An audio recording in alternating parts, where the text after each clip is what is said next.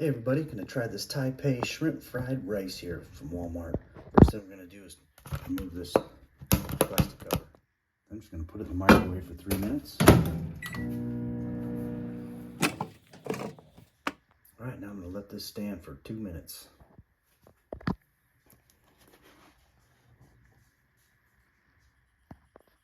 Ooh, that smells really good. It smells delicious. See some carrots and peas in there. The rice looks tasty. Let's give this a shot.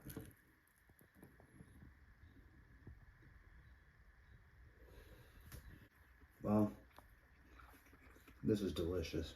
If you like shrimp fried rice, this is exactly what you would get. Tastes just like you get it at a Chinese restaurant. Freaking delicious, worth every penny.